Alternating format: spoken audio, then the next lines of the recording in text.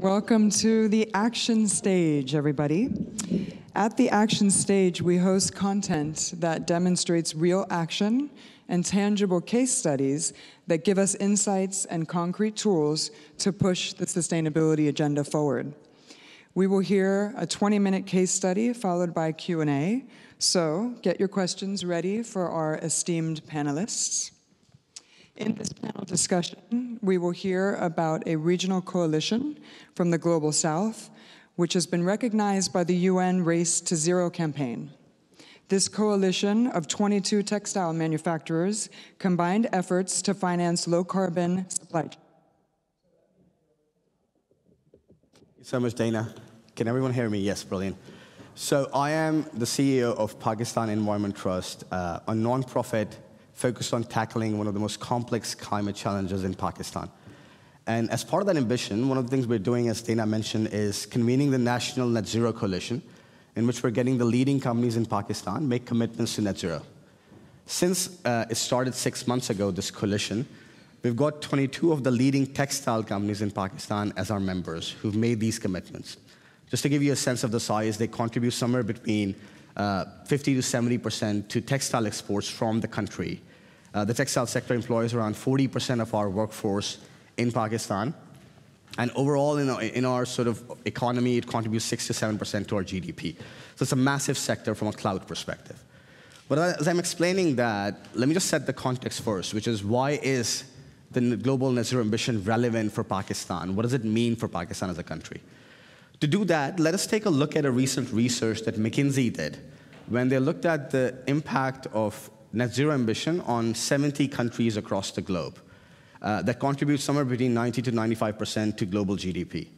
And if I could just get the slide on the screen, when they looked at that, they mapped these countries across two axes. So on the left-hand side, you have the transition exposure, which is when the world moves towards net zero, what will happen to these economies?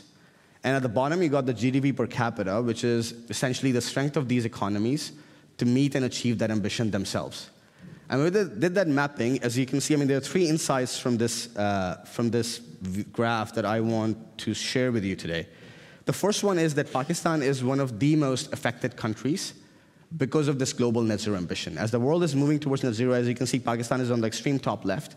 Not that just that Pakistan is getting impacted by the heat waves and the climate impact, but the economy is going to suffer a lot as well. Just to give you an example, when the world moves towards net zero, if the Pakistan textile sector is still producing cotton in a very traditional way, eventually, to meet that net zero ambition from a supply chain, the Pakistani production will be cut off. So the textile sector needs to elevate itself to produce cotton in a manner which reduces emissions and does not contribute to positive emissions in the supply chain. And that is an imperative, and that's an implication which is very, very critical for Pakistan to embrace and understand and make their own. Just to give you a sense, across sectors, if Pakistan, through this global net zero ambition, if we're not able to go on this journey and take the right measures, we could lose somewhere between 15 to 20 million jobs in our economy across sectors because of this movement towards net zero. The second insight from this research was that Pakistan, to achieve this net zero ambition itself, needs to contribute somewhere between $60 to $70 billion per year if we're able to sort of change our economy fundamentally, which means move away from fossil fuels, make our manufacturing sector lower emissions and the agricultural sector as well. Now, that number is around a quarter of Pakistan's GDP. So Pakistan can never invest that kind of money ourselves if we are able to if we want to meet that ambition as well. And the third insight from this research was that globally, the world needs to spend around $9 trillion per annum to fundamentally move towards net zero.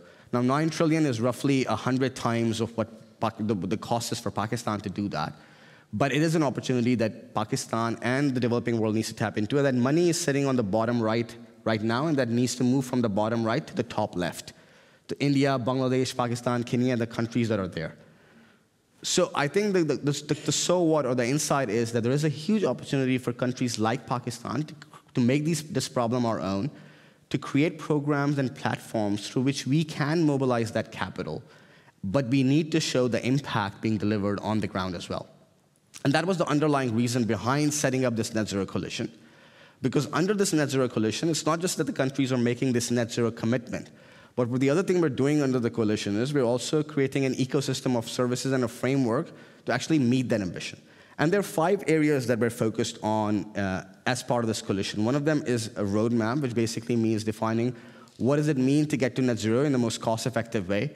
And we're doing that in partnership with multiple coalitions of brands as well as organizations. The second one is on catalytic finance, in which the idea is, and the ambition we have is to mobilize $1 billion in supply chain decarbonization for Pakistan in the next 3 to 5 years. And there are 5 areas of intervention that range across biomass, industrial solar, organic cotton, water treatment, and recycling. Policy is an important lever factor in this coalition as well, in which we're engaging with the government of Pakistan on business-friendly climate policies, and how can we sort of create those so we get the right momentum as well. Capacity building is a major pillar in which we're partnering with CDP and other organizations, and the idea is to build capability in the manufacturing companies in Pakistan to, first of all, measure their GHG emissions, set their science-based targets, and disclose their numbers in a very transparent way as well. And the last one is around branding, in which the core idea is how can we reshape the narrative around Pakistan's textile sector, and how can we create a narrative for a green textile sector and products that come out of Pakistan in a much more lower emission manner and contribute to the net positive goal that we've set for the fashion sector globally as well. Well, with that context, I'll go towards our esteemed panelists, because I think that the topic we'd love to discuss with the panel and with all of you as well today is around how can we turbocharge this. I mean, we've started this as a journey, and I know we cannot achieve all of this alone. We need support from the folks here. We need your wisdom and guidance on how can we further elevate this so that we can do that for Pakistan as a textile sector and replicate that across the supply chain countries as well. Because this is just an idea that can be replicated across multiple different areas. On the panel I'll start from my left, I've got Ebru Debag, who's the Global Marketing Director for Surti Enterprises, which is a leading denim manufacturer in Pakistan and one of Net Zero Pakistan members. We've got Kurt over there. Kurt is the Chief Impact Officer for Apparel Impact Institute and a partner for PET in our journey forward towards Net Zero Pakistan as well. And then we've got Brooke Roberts-Islam, who's the founder of an online publishing site, Textiler, and a name known by most of the folks in the fashion sector as a whole. So let me just grab a seat really quickly. And if I could start with you, Ebru, and it's not self-promoting at all, but you know, it is what it is, which is, Ebru, why is Pakistan an important and exciting country for brands to invest in? Yeah, thank you for laying out the ground, Talha, very much. So Pakistan is one of the biggest exporters, textile exporters in the world, as well as one of the 5 top cotton-producing countries. And we're talking scale. So the textile industry in Pakistan is expected to grow. The textile exports will reach approximately over $20 billion by the end of 2022. And we're expected to have more increase. So we're talking, again, scale. The textile industry supply chain in Pakistan has been engaging with sustainability not merely because of choice, but because of a necessity to mitigate the challenges of climate impact for a long while, actually. And the setup, the supply chain in Pakistan is vertical, starting all the way from the field to the end product, which actually defines a profound case and infrastructure for track and trace. So for the brands who are engaging in their decarbonization, this makes a perfect case. I will give an example from Surti's initiative, Organic Cotton Initiative, which is actually supported by WWF and Organic Cotton Accelerator and is monitored by Control Union. As an example, we're giving agri funding as well as crop insurance to the farmers, trying to make sure that they get the premium they need on the ground. And we're engaging with blockchain traceability to make sure that we can deliver what we promise to our customers. And in Pakistan, when a pilot is successful, it scales very fast. It's a fast track to scaling, not just through one company, but all throughout the supply chain. So when we're, again, talking about scale, verticality, we also have to mention energy. Pakistan's Alternative Energy Agency is promoting the use of green energy, and most of the companies are abiding with this, with a target to reach 61% in the national mix by 2030. So again, another profound area to look into. Again, one example from Sorty's investments is the solar power that is empowering this whole sowing operation, and a recent investment in wind power, making Sorty the second facility in Pakistan to have actually a storage solution. So when we can scale all these like-minded investments, we can change a lot. And it's not just for the environment, but it's also for the people, because as you've laid out, you know, the textile industry in Pakistan employs a huge number of people. Well, thanks a lot, bro. And just to point out, I mean, this organic cotton initiative is being done by Surti and many other sort of leading textile manufacturers as well. And the same goes for the energy push. But I'm just curious, Kurt, I mean, if I could come to you building on that, right, which is, what are the mechanics of getting the brands involved? Because I know a lot of these initiatives that are being carried out in Pakistan, there is an arm's length ask from the brands that they want to see more organic cotton in the supply chain, but most of the initiatives are taken up by these manufacturers, and these guys can take it up because they are some of the biggest players in the market. But what is the mechanics of getting the brands involved more at the sector level and elevating the whole sector? I mean, what have you learned from other regions, right? Certainly, and I think the advent of science-based targets in the sector and the setting of Scope 3 targets has really rallied this industry, bringing together brands with like-minded projects like this initiative within Pakistan that I think can help to highlight the case studies, the learnings that are necessary for not just Pakistan, but for the industry as a whole.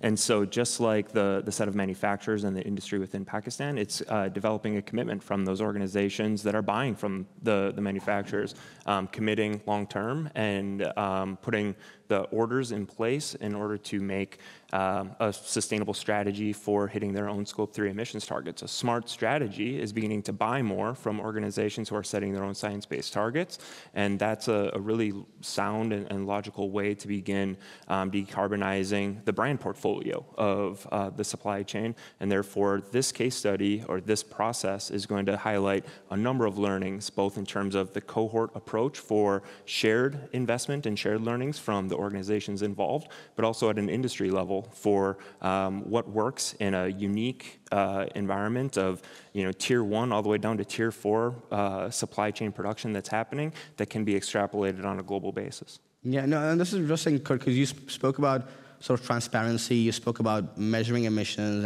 and declaring them, and you spoke about rewarding those that are actually setting their targets and lowering their sort of emissions as well, linked to those targets. Just my immediate reaction, and Brooke, I'll come to you based on what Kurt was saying, right? This notion is great, but here's the risk I foresee, right? I mean, if we go down this road, what will end up happening is companies, some of the big rock stars, again, in countries like Pakistan, will end up benefiting because they are kind of vertically integrated. And I know we were talking about this before as well. But what are the 2 or 3 tips that you would give to this collaboration if it happens between the brands in Pakistan, which really elevates the sector? And I'm talking about the SMEs and the people who are linked to the sector as a whole, right? Rather than just benefiting the few. It's a complex question. I mean, what do you think? It is a complex question, but it's important to look at it from a brand's point of view, I think, and what is critical to brands. And I think because so many brands are either in the process of setting science-based targets or very ambitious environmental targets, and they're doing so because it's an imperative, but they don't necessarily have a strategy or a fully formed strategy in place to achieve it. I think what you're describing here with Net Zero Pakistan offers an opportunity to source from a sector at large, and understand that those committed to Net Zero Pakistan have a methodology and a way of capturing data and presenting that data to demonstrate impact reduction.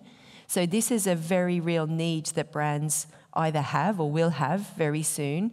And I think it can solve a tremendous problem that they face, and that frankly, they perhaps don't quite have a grip on.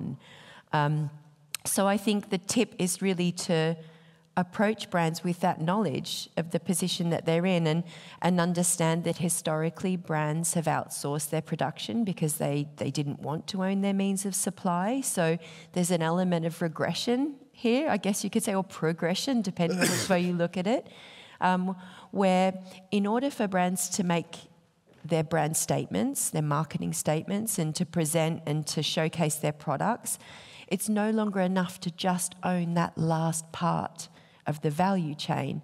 It's important to, if you want to really comply and achieve net zero, to own part of the entire process, and that there's an opportunity to do that by partnering with the kind of initiative that has tangible impact reduction, methodologies. So I think they'd be my key takeaways. I have many others, many other thoughts, many other ideas. One other one I will throw in actually is that if you look at this from a slightly different perspective, from a brand point of view, from an executive level, the risks associated with not sourcing from resilient supply chains that can deliver on climate and on social sustainability metrics are becoming very high, especially in the increasing regulatory framework we find ourselves in.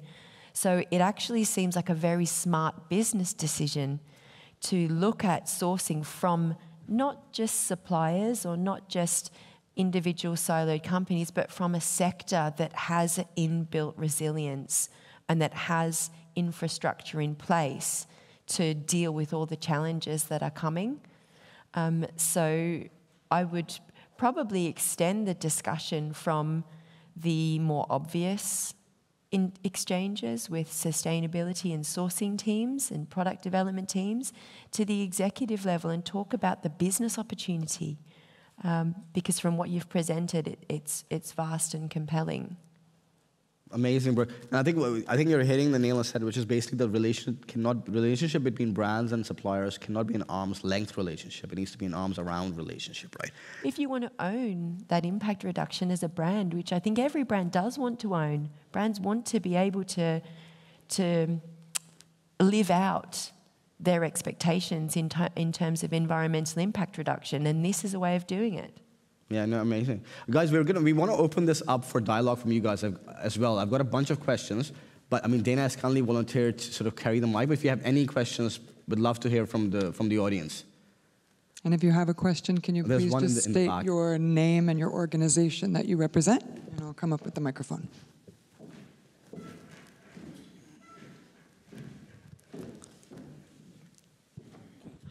I am Dr. Harun from CED Brack University. So I have just one question about the water footprint of organic cotton production in Pakistan, also the water footprint in the textile industry, also the water footprint in the dyeing industry. There's the really fashion world depends on those industries for their backward linkages. So what Pakistan is doing for those kind of minimizing the water footprint? That is the basic question of climate change. So I can refer to more the denim and the jeans industry. That's where my background is. In Pakistan, all of Sorti and all of the competition is actually engaging with smart laundries. So minimizing the water use in the laundries has been an essential part of the way the whole mills and factories are set up, actually.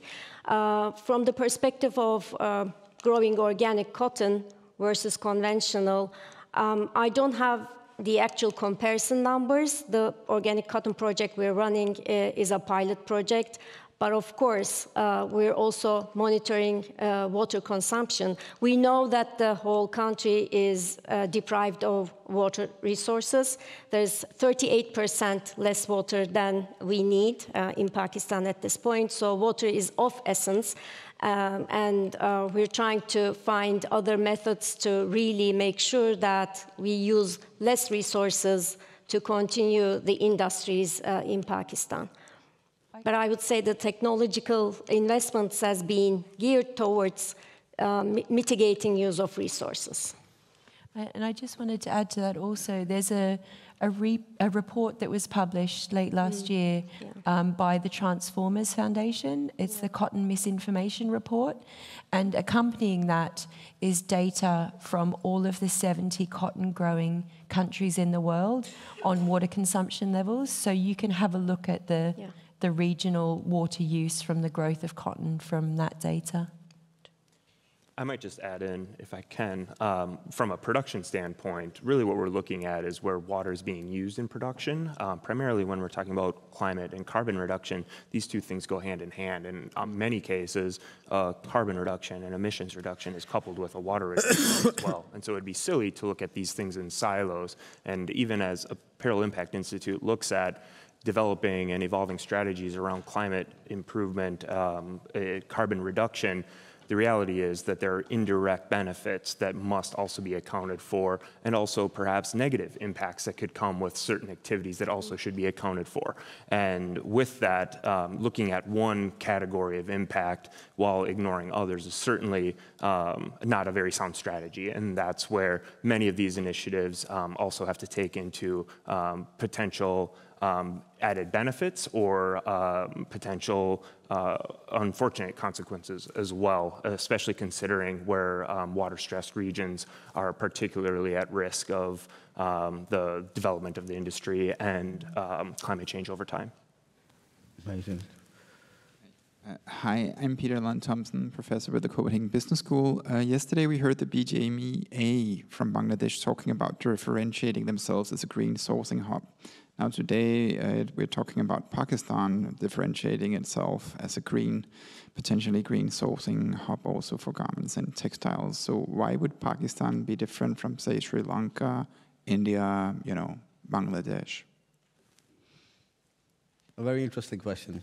Do any of you? Well, does it need to be different? I mean, I'm trying to sort of understand what the essence of the question is. I mean, each of the countries you've mentioned are leading manufacturing countries, all with their own robust initiatives. I mean, Bangladesh is one of the examples that you've just mentioned, which has the largest number of LEED certified platinum factories in the world, and Sri Lanka also with mass holdings, Vietnam as well with Cytex. I mean, it's a rapidly evolving, highly promising region.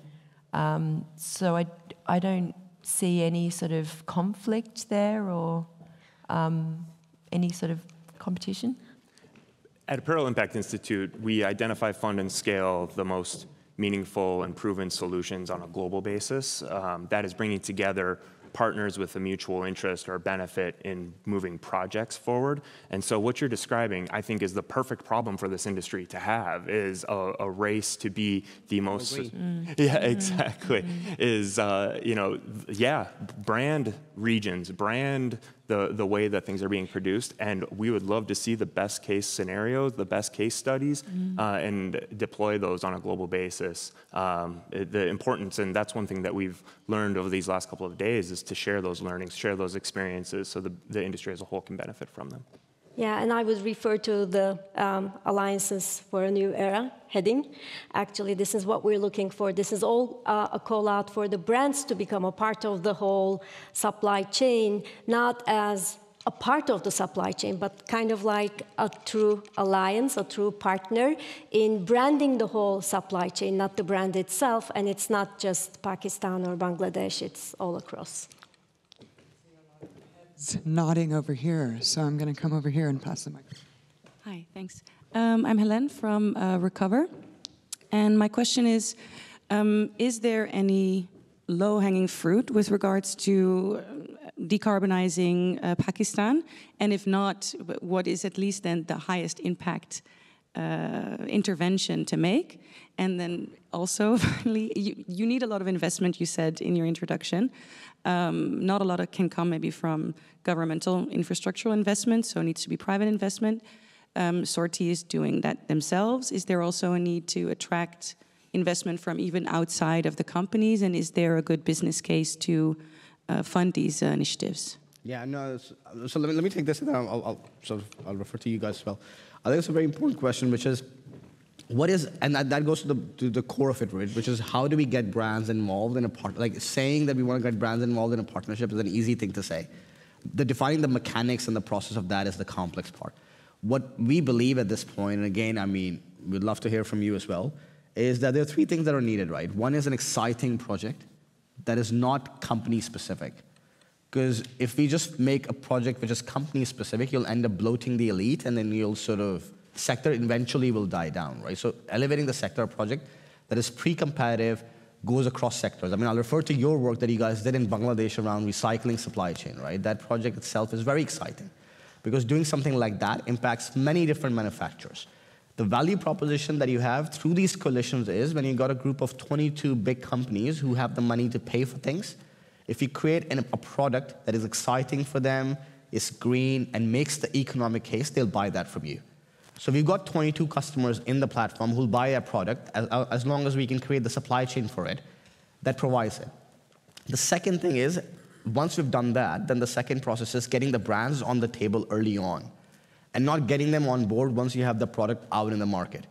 So getting the brands early on and saying, listen, here's the idea we want to do in Pakistan, whether it's biomass, whether it's recycling. By the way, the low-hanging fruit probably could be the industrial solar, the energy crisis we have in the country, and the push. Energy could actually be an exciting idea to really rally around.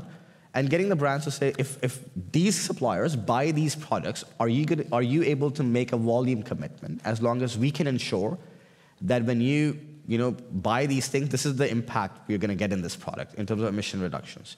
So it's tied to conditions as well, but we get their commitment early on. And the third thing is the governance of all of this needs to have brands involved in the governance. The governance cannot happen in isolation by the manufacturers and the implementation partners, and the brands at the end of the day just get a report. They read a 60-page report. They can probably get half of it is they can't even understand, and it just doesn't make any sense. They need to be part of the process of getting these things done right. And I think that's the only way this actual partnership could make it happen. But that's just my reflection. I don't know if you guys want to add anything to it. I think you perfectly summed it up. Oh, thank you. I think we got a question in the corner, by the way.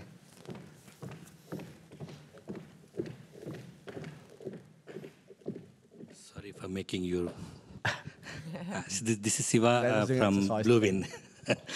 So, excellent initiative, and my reflections, I'm not just commenting, but there are two things which I wanted to point out. You said decarbonization. The real industry requirements or the issues which the denim industry is talking about is there are sustainable processes out there, but you need to match the requirements of the brand.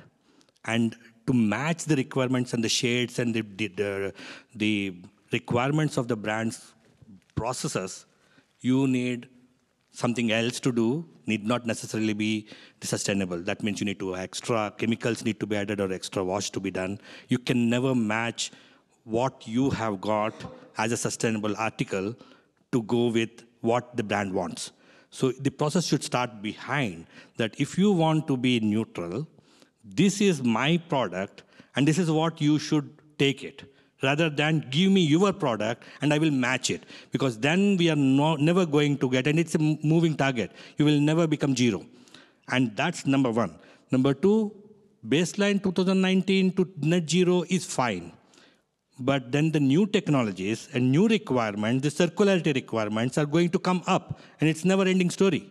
And when we will become net zero means we need to start right now the hard facts that this we are not going to go ahead. Any new technologies coming in will not have more energy or whatever, things like that. Then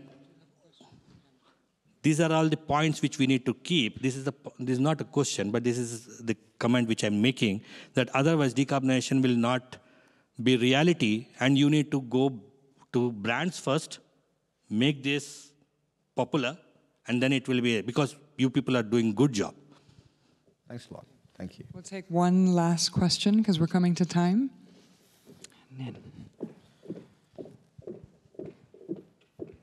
Hi there.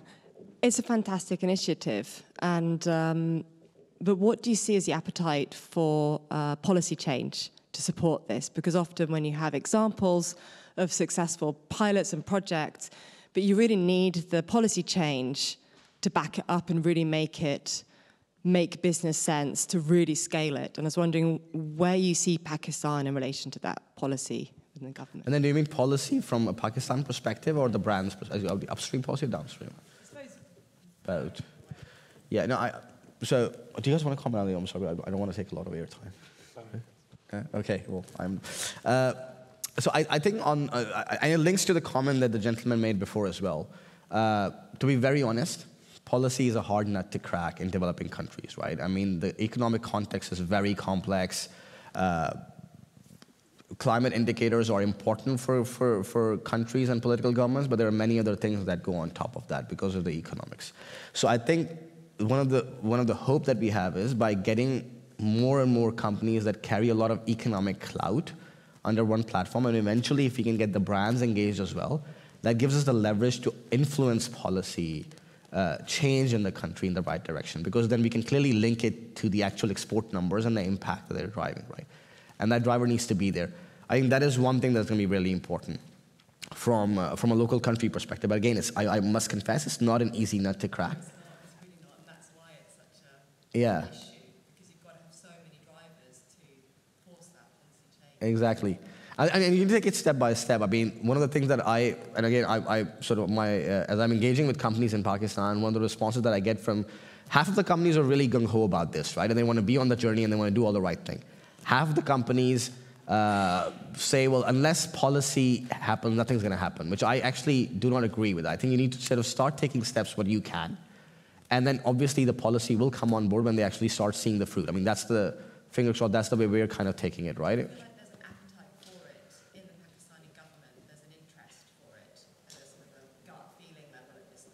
I think there is, and I'll give you an example. 50% of our mango crop, which is one of our major export products, got lost this year because of heat wave.